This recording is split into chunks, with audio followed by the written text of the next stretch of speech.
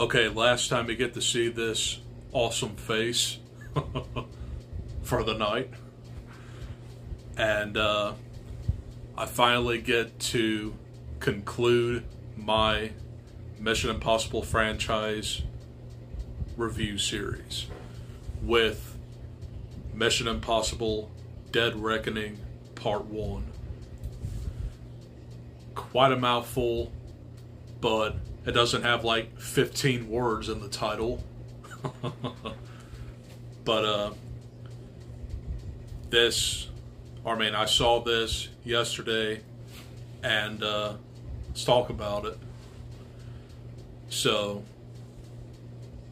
the way this movie starts off is it's like a Russian submarine or something, and they try to see if there's like an enemy submarine firing at them. But this enemy like disappears off of their radar, and they swore that they saw it coming for them. But in the end, the torpedo hits their submarine, killing all of them instantly. So what sets off this enemy attack is artificial intelligence. So the villain in here is nameless and faceless, but you do get an antagonistic villain in here, of course. That's Gabriel, which was the infiltrator that actually killed Ethan's team in the original. So this movie has parallels to the original as well. It's actually almost spot on in a few parts. For one, there's a lot of Dutch angles in here, and you also get the return of Henry Czerny, who played Kittredge, which was basically Ethan's boss from the IMF. So that was a cool face to see back in this franchise. He is kind of like an anti-hero to the IMF, because Ethan always sees him to be antagonistic. He doesn't fully trust him, but Kittredge wants what's best for him and his team. So basically, this movie also has the introduction to Haley Atwell, and she's like a master thief, and she basically has to have hold of this key that unlocks whatever is in the submarine, which I'll get into that in a minute. But I did enjoy Tom and Haley's comradeship throughout this whole movie. It's too bad that she's a new character, because she might be one of my new favorite characters in this franchise. So, yeah. And there's also a subplot with, I want to say it's like the CIA or something, and they're trying to take down the IMF, because they're like wanted. So the IMF had to evade them, and you also get the introduction to Pom Klementieff, or whatever her name is, and she's Mantis, by the way, in Guardians of the Galaxy. She's basically like an assassin on the hunt for Ethan. Huh. I didn't even know I had that in me. But There's also a prolonged sequence in the beginning where Ethan wants to find Elsa Faust, which she was introduced in Rogue Nation, by the way. She was kind of like, she worked with the Syndicate, but she didn't trust the Syndicate as well. So she came around to the IMF and has been with them ever since.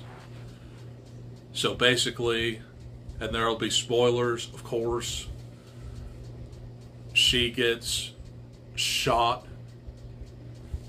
So she basically fakes her death, and she comes back in the middle of the movie. But does Haley Atwell make it, or Rebecca Ferguson make it?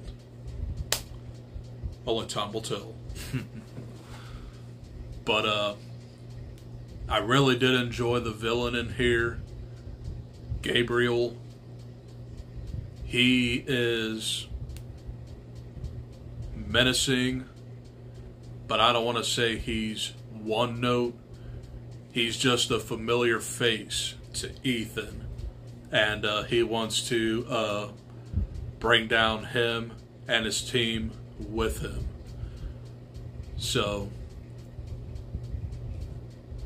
this movie, I don't want to say had the standout action scenes that everybody was waiting for, but the one action scene that they market for the trailer was the motorcycle jump off the mountain onto a moving train. That was probably like the coolest setup for a big stunt for Tom Cruise, of course. And I really did enjoy how this movie wrapped up. This is by far the best out of the Part 1 movie trends that we got this year. And the ending was so satisfying. So basically, Ethan and I want to say her name was Grace. They have access to the key, so now they have to find a way to get to the submarine to unlock what is on that submarine. And then they show the submarine, credits roll. That's the way you end a Part 1. With Fast X, that movie just stopped when Vin Diesel was going down a dam, and you suddenly like cut to Michelle Rodriguez and Charlize Theron getting broke out by Gal Gadot. Movie ends. And Spider-Man Across the Spider-Verse, Miles meets up with the Prowler, and he's about ready to get tortured, and the spider people come after him. Movie ends.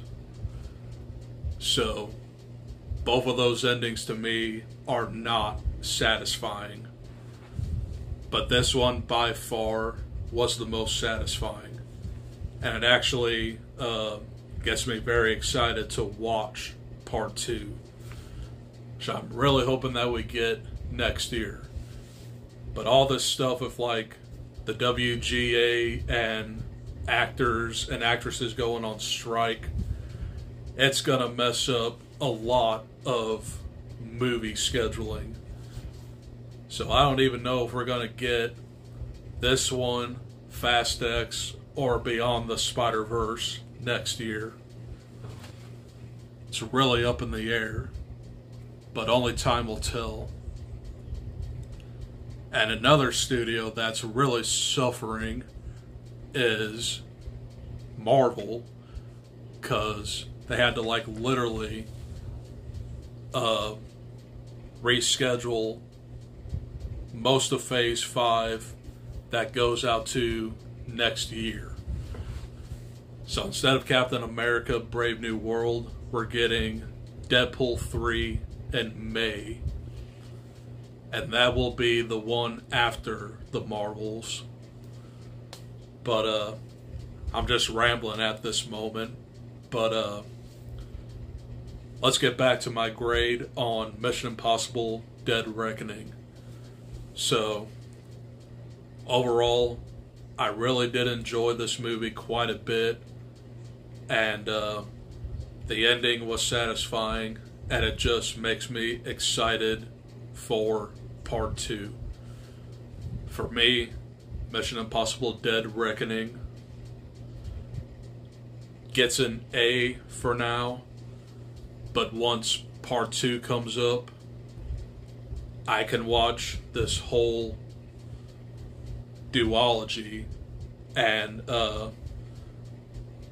my grade will probably go up. So those are my thoughts on Mission Impossible Dead Reckoning plus other stuff. And hope you guys enjoyed, and stay tuned for my Mission Impossible ranking, which I will for sure film tomorrow. Probably have that out by the weekend. But otherwise, enjoy the rest of your Thursday, and I'll see you tomorrow. Adios. Peace.